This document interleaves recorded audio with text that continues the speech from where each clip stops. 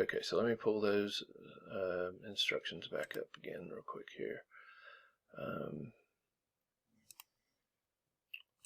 Okay, so you've done that, so that's taken care of. Okay, so then you've entered in privilege mode by typing in the enable command, and so now you're talking about the show running config. Is that where you're at in this lab on step 2 of part 1? Is that what you're looking at? Okay. Okay, so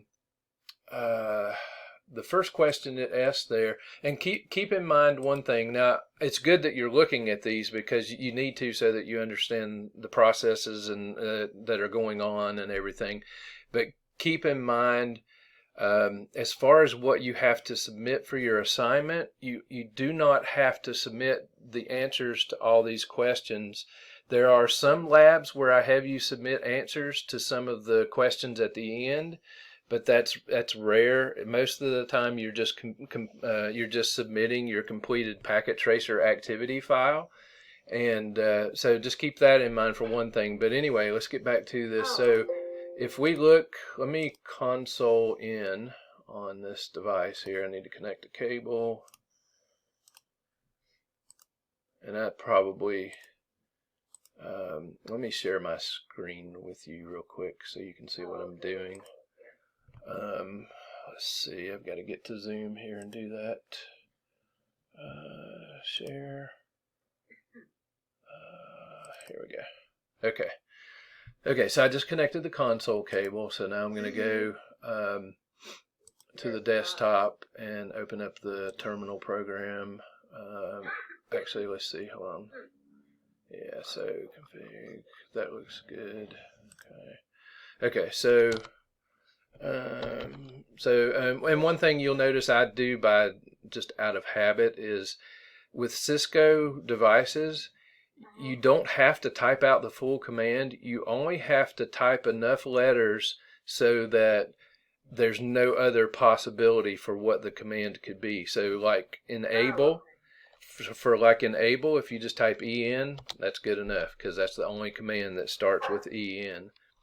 Oh, sorry, my husband's getting home, so the dog's barking. That's okay. You're probably going to hear my dogs at some point too. So right now they're asleep, but that may not last.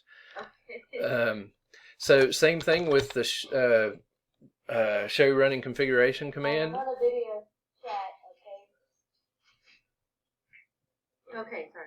That's okay. So same thing with the show running config command. You can just type show run, and it'll. Okay, yeah, that's what I got. Okay, and so notice at the bottom it says more. So if you hit the space bar, it'll keep showing you the rest. So notice that here's the host name, router. Oh, that is right. Okay, that's what I put for one of those answers. Right, and I don't have to turn those answers. no, you do not. You do not. So you don't need to write that stuff down. I would just say look at it, write it down if you think it'll help you. You know, you know how you learn better than I know how you learn because I think this is the first class I've had you in. But so you know, do things the way that they work for you, but you don't have to write down any of this stuff. But I do suggest that you go through and just kind of look at it and say, okay, yeah, the host name is router, and let's see, let me pull up what's next. How many fast Ethernet interfaces does the router have? So we can just keep hitting the space bar, and it'll keep going through the config. Here's the first interface, but let's just hit the space bar enough times to get all the way through. When it comes back to the router prompt here, and you see the word end here, that means that's the end of the configuration. So now we can scroll up and look, and so it asked us how many fast Ethernet interfaces are there. Okay, I was hitting it down. Okay. Down. Arrow. Yeah, the space bar will do it, and I think if you hit enter, it'll do one line at a time. But it's best just to hit the space bar and do a whole page at a time, and then you can always scroll back up. So as far as fast Ethernet interfaces, as you can see here, there's. Yeah, for some reason I didn't see all that, but. Okay, yeah, probably just because you didn't hit the space bar, but but as you can see, there's 1, 2, 3, 4 fast Ethernet interfaces. There's 2 serial interfaces, and then there's 2, I believe it was, yeah, 2 gigabit interfaces. Notice one thing, and this will kind of help you kind of spot stuff a little faster. Cisco always starts with zeros. So what this is this is on the router itself. This is module 0, and this is interface 0. And so this one is module 0, and obviously this router only has one module. Some of them can have multiple ones, and so if this had another interface module, another gigabit interface module on it, then you could see a different number here. You can see one of them would be 00 and 01 like this, but then the next one might be 10 and 11. So keep that in mind. But as you can see here, there's 2 gigabit interfaces.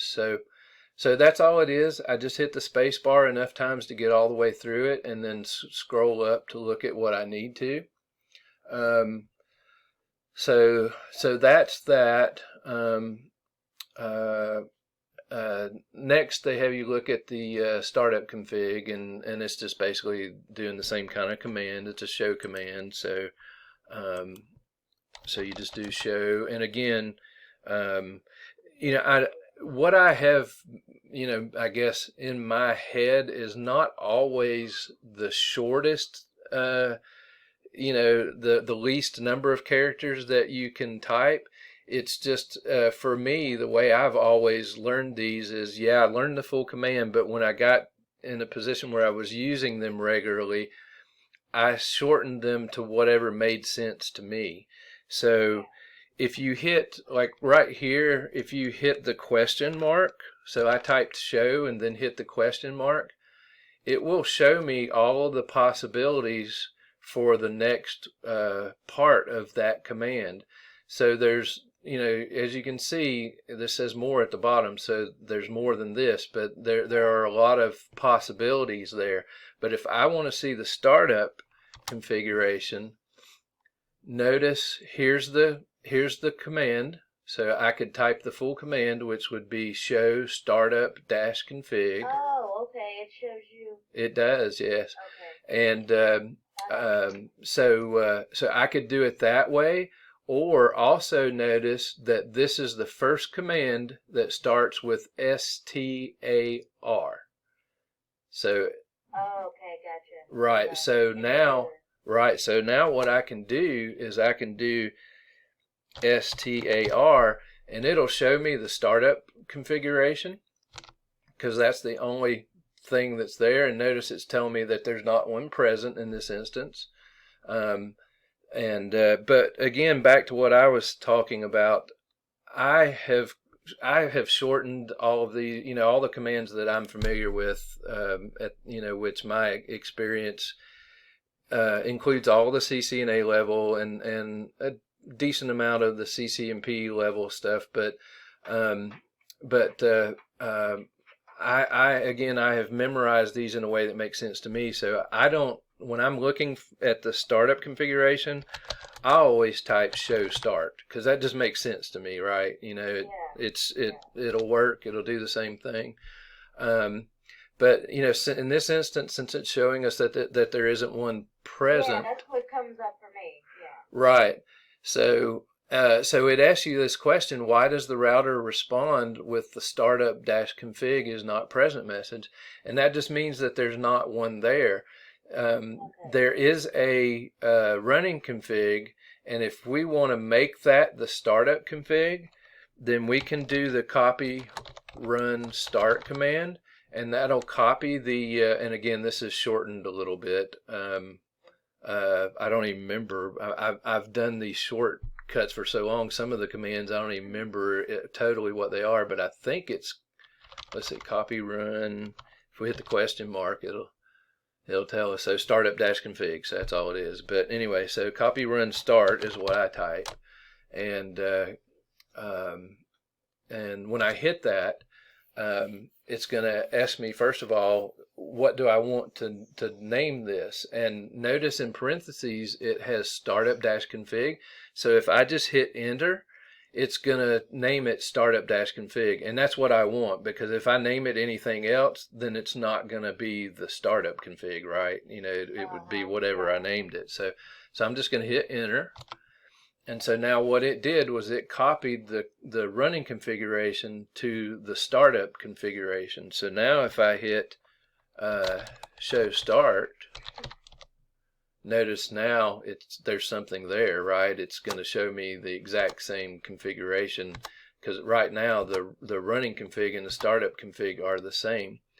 And that's one of the really important concepts that you need to understand about Cisco devices. When you make a change to the running config, that running configuration only exists in RAM. And if you remember what you've learned about probably in a hardware course or something, RAM memory is volatile, which means that if you take the power away from it, it will lose whatever it has stored. So since the running configuration is stored in RAM, if we take the power away from the router or the switch, in other words, if we unplug it, then it's going to lose that running configuration, because that, again, is stored in RAM, which is volatile. The startup configuration is stored in NVRAM, which stands for non-volatile RAM. So it's always there. So if you take the power away, if you unplug the device, that startup configuration in NVRAM will still be there. And that is the configuration that the router or switch loads when you first turn it on. So what it does is it loads that startup configuration when you power it on. One of the big things that it does is it loads that startup configuration into the running configuration, and then that's how the device will function, is based on that running configuration. So the key takeaway with all of this is that if you make a configuration change to your device, to your router or switch, you have to do a copy run start in order to copy that change to the startup configuration, because otherwise, if your device loses power, you're going to lose your changes. So that's the big takeaway there that they're trying to, get across with that. So anyway, when you get to part 2, and I won't keep. I mean, if you have questions, ask away. But I don't want to hold you up if you want to keep going, because you can get through this faster if I'm not talking to you. But I understand, yeah. But I just want to check in with you, and okay. I'm glad you explained a lot of that, and I didn't know. I just have to go back and I have to just read the material a little faster, because that way I can see the assignment. Yeah, and I'll be honest, this course is not an easy course. I mean, it starts out fairly easy, but it gets challenging pretty fast. So but you'll be fine. Just go back, do a quick review of some of those previous labs that you missed, and I think you'll be fine. As you can see, the labs give you step-by-step instructions. So, for the most part, it's pretty straightforward. If you ever run into any questions that you can't figure out, of course, you can always shoot me an email, but keep in mind, too, that most likely you can find any of these labs on YouTube. Somebody has completed these labs, probably. I know, I didn't want to. Yeah, well, it's not. I don't view that, it's not like, cheating on a test or something. I mean, this is an open book assignment, and, ultimately, I guess, and that is how I learn. So right. So what I do, I'm hands-on and visual. Right. I can pick it up very quickly. Right. And I admire your hesitancy to go beyond what you should be doing or whatever. But, but again, this is not an assessment. This is an assignment. And even the assessments in this class, when you're doing the weekly exams on the Cisco Academy, they're open book, so that's fine. There's really two things. Well, there went one of my dogs. But anyway, Roscoe, he is. He's 160 pounds. But a couple of things to kind of highlight there. And I'm sorry, Roscoe made me lose my train of thought. But one, again, this is an assignment, not an assessment. But on top of that, if we were in a regular classroom environment, I, as the instructor, I might be showing you some of this stuff, walking class through part of some of this stuff. I mean, I wouldn't do it all for you, but I might be showing you bits and pieces and stuff.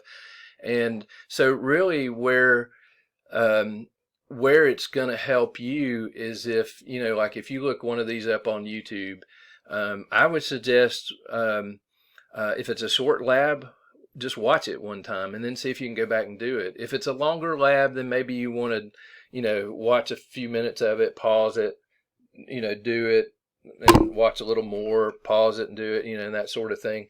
But, the other thing is, in IT, what is really the most important skill that you can learn is how to research and find answers.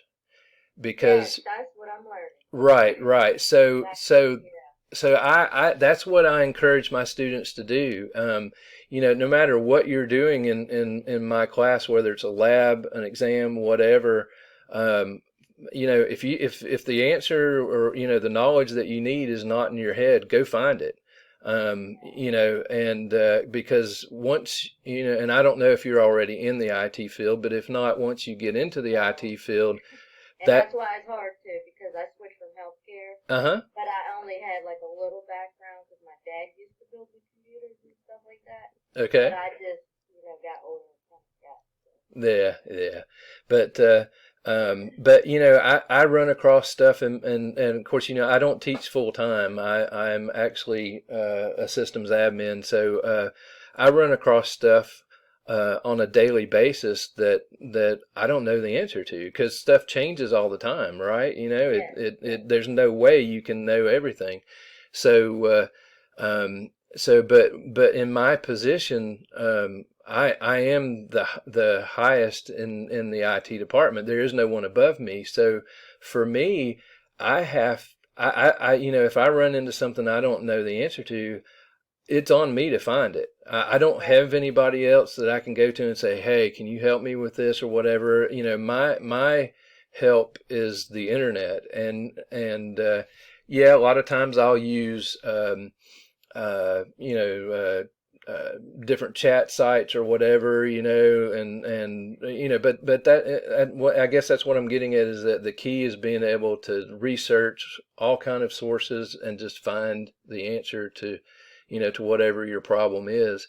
And that really is the absolute most important IT skill. So I encourage that kind of activity in my classes. And, so take advantage of what all's out there. Just, again, like I say, when you're, if you go and you find a YouTube video and that shows you how to complete the lab, what would be a mistake would be if you just go through it quick enough to get what you need to complete the assignment and then move on. If you actually take the time to learn it, that's what's going to help you.